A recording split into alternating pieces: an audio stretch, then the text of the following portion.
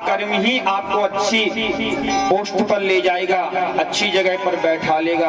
आपका कर्म कैसा है? अगर गलत कर्म करोगे तो गंदी नाली में जाकर गिर पड़ोगे, और अच्छा कर्म करोगे तो सिंहासन पर बैठ जाओगे। आपका कर्म ही आपका निर्णय करेगा। भाग्य और भाग्य आपके कर्मों से बनेगा। जैसी सोच रखेंगे, जैसा जीवन में आचरण करेंगे, वैसा ही आपको मिलता जाएगा।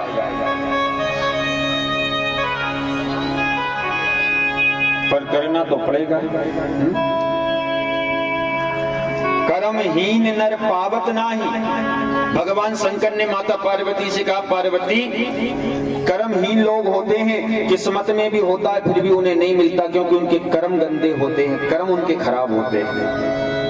कर्महीन नर पावत नहीं। अपने कर्मों की वजह से लोग अपना सब कुछ गवा देते हैं, जो मिलने वाला है वो भी चला जाता है व्यर्थ में।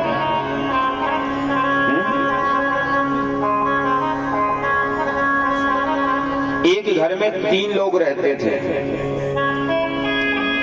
एक आदमी, उसकी पत्नी और उसका एक बेटा रहता था। 3 लोग रहते थे। इनने बड़ी भगवान शंकर की तपस्या की, बहुत ज्यादा तप किया भगवान शंकर का, और भोले बाबा की ये तपस्या की, काफी दिनों से परेशान भी थे। माता भोले बाबा और माता पार्वती एक दिन घूमने के लिए निकले।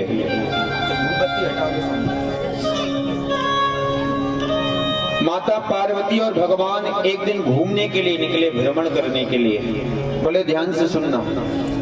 अब वो तीनों लोग बैठे थे, वो आदमी, उसकी पत्नी और उसका बेटा, तीनों लोग बैठे थे। और तीनों लोग बैठे थे तो माता पार्वती की नजर पड़ी, तो माता पार्वती ने कहा, प्रभु इतनी मेहनत करते ये लोग, इतनी तपस्या करते, इनको कुछ तो दे दो। पार्वती से भगवान शंकर ने कहा, पार्वती इनकी किस्मत में कुछ नहीं है, जो कुछ था इनकी किस्मत में वो भी इनने अपने गलत कर्मों की वजह से बिगाड़ लिया, इनको कुछ मिलने वाला नहीं है। माता पार्वती ने कहा, नहीं भोले बाबा, थोड़ा बहुत तो कुछ दे दो, थोड़ा कुछ दे दो। माता पार्वती जिद करने लगी, नहीं थोड़ा कुछ दे दो, इतनी मेहनत कर रही, क्योंकि माँ हमेशा दयालु होती है।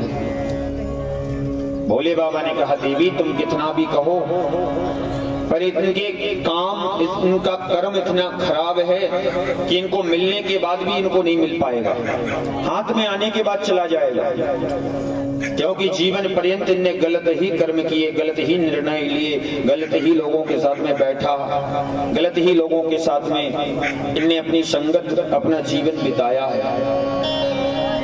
माता पार्वती बोली, एक बार मेरे कहने से इसको दे दो, कुछ तीनों को कुछ दे दो। भगवान शंकर प्रकट हो गए। भगवान शंकर ने कहा, मांगो, क्या मांगते हो? तो सबसे पहले उस आदमी की जो पत्नी थी उसने कहा, प्रभु मुझे कुछ नहीं चाहिए, मुझे 16 साल की कन्या बना दो, बढ़िया सुंदर, मुझे 16 साल की सुंदर सी कन्या बना दो। भगवान शंकर ने कहा, तथास्तु। वो 16 साल की नई बढ़िया कन्या बन गई। अब वहां से एक राजा निकल रहा था। राजा ने देखा इतनी सुंदर कन्या है महाराज, और बस उसको उठाई और घोड़ा पर बैठाल के लेकर चला गया। इसके पति को बड़ी गुस्सा लगी। भोले बाबा ने इसके पति से कहा, बताओ आपके लिए क्या चाहिए, आप मांगो, तेरे को क्या चाहिए, मांगो। इसने कहा, मेरी पत्नी को जो राजा उठाकर ले गया है, मेरी पत्नी सुअर बन जाए, मेरी पत्नी सुअर बन जाए। भोले बाबा ने कहा, ठीक है, आशीर्वाद दिया, तथास्तु। अब वो महाराज सुअर बन गई। 2 लोगों को वरदान दे दिया। तीसरा नंबर उस लड़के का आया। उस लड़के से भगवान ने पूछा, बता तेरे लिए क्या चाहिए? लड़के ने कहा, प्रभु अब मैं क्या मांगू, हमारे मम्मी पापा पहले जैसे थे वैसे कर दो, बस यही वरदान होना चाहिए। हमारी मम्मी जैसी थी वैसी की वैसी कर दो। 3 वरदान भी मांगे और तीनों के तीनों वरदान बेकार हो गए, एक वरदान का भी फायदा नहीं ले पाया। कहने का मतलब कि हमारे गलत कर्मों के वजह से हमारे हाथ में आया हुआ धन, हमारे हाथ में आई हुई दौलत संपत्ति भी लौट जाती है, चली जाती है। हमारे गलत आचरण के वजह से, हमारी गलत सोच के वजह से आया हुआ धन भी वापस चला जाता है।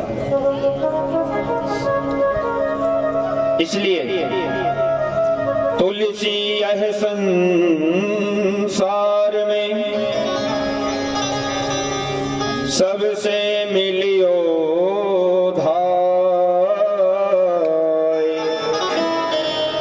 और ना जाने किस रूप में तुम्हें नारायण मिल जाए। पता नहीं किसके रूप में आपको नारायण का दर्शन हो जाए, लक्ष्मी का दर्शन हो जाए। इसलिए जिससे भी मिलो बड़े प्रेम से मिलो, उसको भगवान समझ के ही उसके साथ में व्यवहार रखो।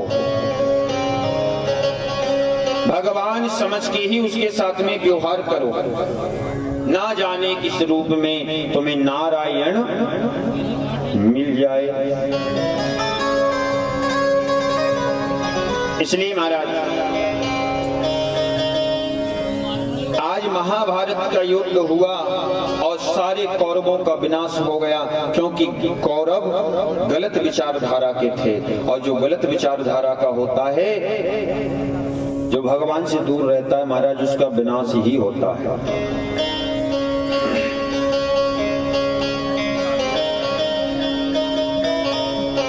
अंत में दुर्योधन बचा, दुर्योधन से मिलने अश्वत्थामा आया। बता मित्र मैं तेरी क्या मदद करूं? तो अश्वत्थामा से कहा दुर्योधन ने,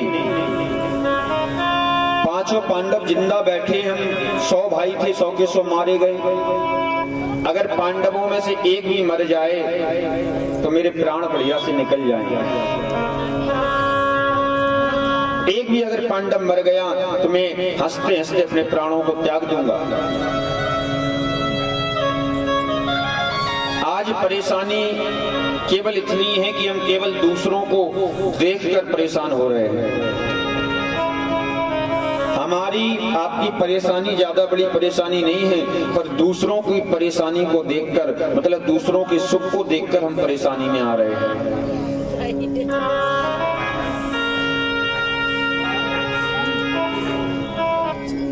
इसलिए जीवन में जिसको भगवान बढ़ा रहा है उसको बढ़ने दो, उसकी टांग पकड़ के मत खींचो, क्योंकि बढ़ने वाला बढ़ता रहेगा, क्योंकि उसको भगवान बढ़ा रहे हैं, उसको कोई रोक नहीं पाएगा। अगर आप पैर पकड़ के खींचोगे तो आपकी थू-थू हो जाएगी, सारी समाज में बदनामी हो जाएगी। इसलिए जो बढ़ रहा है उसको बढ़ने दो। अश्वत्थामा रात के अंधेरे में गया। पांडवों के 5 पुत्र सो रहे थे जहां पांडव सोते थे, और पांडव समझ के अश्वत्थामा ने आज पांडव के 5 पुत्रों का सर काट दिया, और वो सर काट के अपने साथ में लेकर आया। अश्वत्थामा ने दुर्योधन से कहा, दुर्योधन तुम एक पांडव की बात कहते थे, मैंने 5 पांडवों का सर काट दिया। दुर्योधन को विश्वास नहीं हुआ, जिन पांडवों को हमने 100 भाइयों ने मिलकर नहीं मार पाए, 100 भाइयों ने परास्त नहीं कर पाए, एक अकेला अश्वत्थामा क्या 5 पांडवों को मार सकता है?